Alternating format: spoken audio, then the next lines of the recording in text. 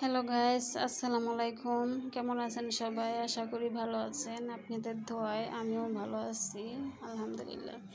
আজ আমি আপনাদেরকে রান্না করে দেখাবো ছোট চিংড়ি দিয়ে লাউ। আমি একটা লাউ কেটে নিয়ে ভালো করে ধুয়ে নিয়ে একটা পাতিলে নিয়ে নিয়েছি। এখানে আমি হলুদ গুঁড়া, মরিচ গুঁড়া আর ধনিয়া গুঁড়া দিয়ে নিয়েছি, সামান্য দিয়ে নিয়েছি হলুদ গুঁড়া, মরিচ গুঁড়া, ধনিয়া গুঁড়া। আর এখানে বাটা মশলা দিচ্ছি, রসুন বাটা, আদা বাটা, জিরা বাটা ছিল, এটা দিয়ে নিয়েছি। নিয়ে পেঁয়াজ কুচি, কাঁচামরিচ ফালি করে কেটে দিয়ে দিয়েছি।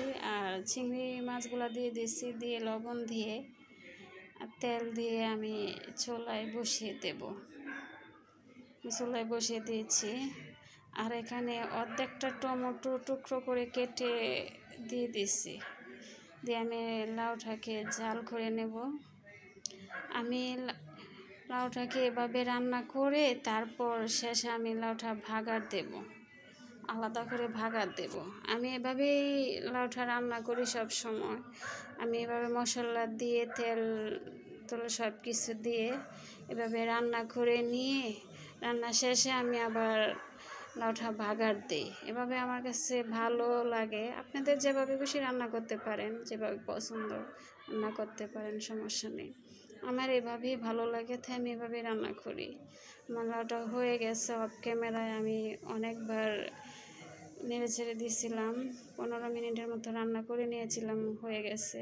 আমি চুলায় একটা কড়াই বসিয়ে দিয়েছি ভাগার দেওয়ার জন্য। দিয়ে তেল দিয়ে পেঁয়াজ কুচি দিয়ে ভেজে নিচ্ছি পেঁয়াজটা ভাজা হয়ে গেছে। পেঁয়াজটা গোল্ডেন ব্রাউন কালার এসে গেছে। এখন আমি রান্না করে রাখা লাউটা দিয়ে দেবো এখানে। ওটা দিয়েছি, দিয়ে আমি লাউটা নেড়ে ছেড়ে দিয়ে এখন আমি ঢেকে দেব। হালকা একটু রান্না করে নেব। লাউটা রান্না হয়েই গেছিলো আগে, এখন শুধু হালকা রান্না করে নেব একটা ফ্লেভার আসার জন্য। যে হালকা রান্না করে আবার ঢাকনাটা উঠিয়ে আবার নেড়ে ছেড়ে দিয়ে ধনে পাতা কুচি দিয়ে দেবো এখানে।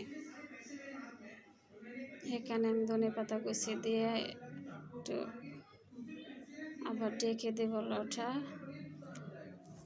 ঢেকে দিয়েছি। এখন ঢাকনাটা উঠিয়ে আবার দেখে নেব। আমার লাউটা রান্না হয়ে গেছে, এখন নামিয়ে নেব। আমার এই রান্নাটা যদি আপনাদের পছন্দ হয়ে থাকে তাহলে আমার চ্যানেলটা সাবস্ক্রাইব করে লাইক দিয়ে শেয়ার দিয়ে আমার পাশে থাকবেন। আর আমার চ্যানেলটা যদি ফেসবুক পেজ থেকে দেখে থাকেন তাহলে আমার ফলো দিয়ে পাশে থাকবেন।